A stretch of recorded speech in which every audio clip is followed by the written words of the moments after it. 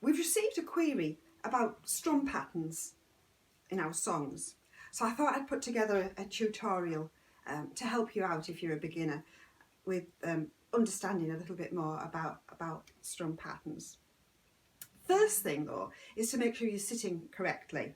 So you should have your ukulele in a nice sort of vertical position, so that if you look down, all the strings look like they're lined up. It's quite tempting sometimes for a beginner to tilt their ukulele a bit because they want to see what they're doing. But really you need to have it in that vertical position. Should be resting nicely on your knee, or if you've got a strap that will support it. So that's first thing to say. Another thing to mention is that we use a style for beginners where we're using our index finger to do the strumming. That doesn't mean that's the only style. Some people have a style that uses their thumb or a plectrum, but this is the style that we prefer to start off with. So that's what I'm going to talk about today. So we're going to use our index finger. So if you kind of point your index finger, your fist doesn't need to be really tight, but just have your fingers curled up out of the way, and wrap your arm round the ukulele so that your hand is coming up, almost pointing to your chin, but not quite that far up, but it's pointing up in that direction. And then when you do your downstroke, you've got to use the nail of your finger, and you just got to brush the strings quite gently with the nail of your finger. I'm just keeping this hand on a C chord just for all of this demonstration really. So this index finger, I'm wrapping it round like that, and my downstroke is just brushing those strings, just using my wrist. Not too big a stroke, you don't want lots of movement in the arm, just quite gently brushing the strings. You'll see that I'm strumming on this part of the ukulele, round about my 12th fret, or where the body and the neck are joining, not near the sound hole, but because this is what's called the sweet spot. So that's where I'm strumming the ukulele, and it's just quite a gentle movement from the wrist.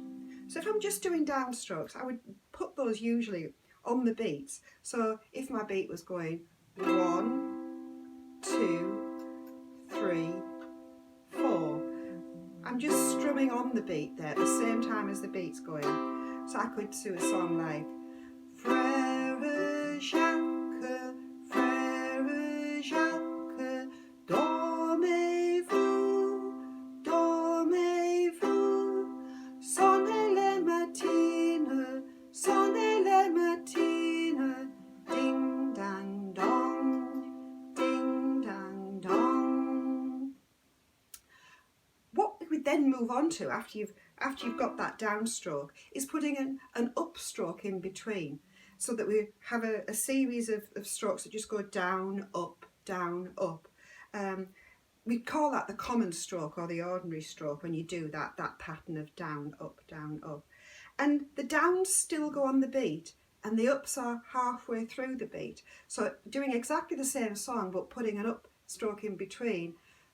Frère Jacques, Frère Jacques, dormez-vous, dormez-vous, sonnez les matines, sonnez les matines, ding dang dong, ding dang dong.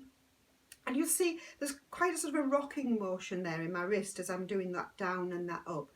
And really that's the main thing to try and master, to just get that rocking movement in your wrist going nice and gently. So down on the nail and back up on the fleshy part of your finger, down, up.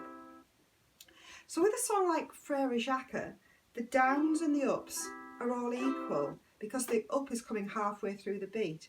And we call that straight time. When it's a straightforward down and up like that, that's straight time. But one of the queries we got was about a song that we did, Singing the Blues, and that's in something different. That's in something called swing time. So if I'm doing Singing the Blues, it's not a straight down and up, it's like this.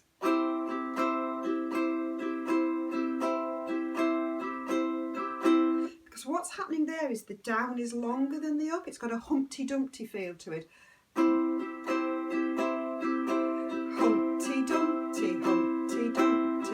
So the down is the longer part of the beat and the up is the shorter part of the beat.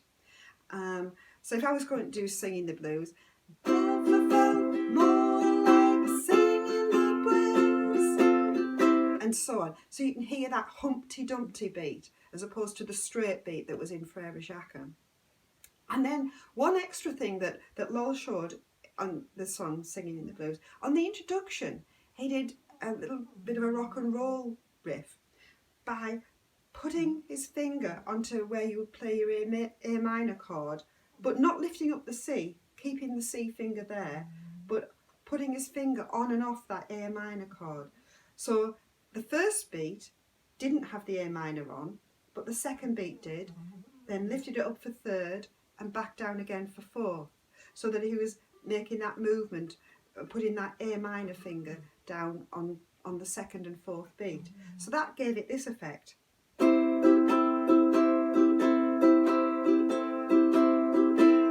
So that's something that's really a useful little riff to play in rock and roll songs. So just to break that down again, we've got the swing feel on our stroke. But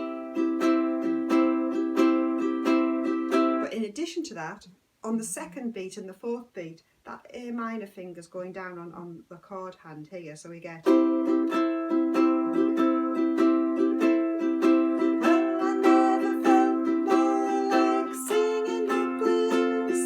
and so on. I kept that going there, but you could just do it on the introduction and then just go back to your normal C once you start singing. So there's a few things to practice. One thing we don't tend to do is at the beginning of a song say you should be doing a certain strum pattern.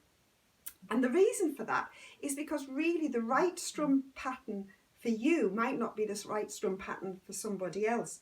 We can think to ourselves that one strum pattern is a really good pattern for that song. But if you're a beginner, the best thing for you to do is just to really make sure that you master that ordinary stroke. So even if we're doing more complicated strum patterns, if you're a beginner, you really would be much better off just sticking with that basic common stroke of the down and the up. And then only when you feel really confident that you've mastered that, then perhaps try something more complicated. But I think we'll save that for another day. So we'll sign off.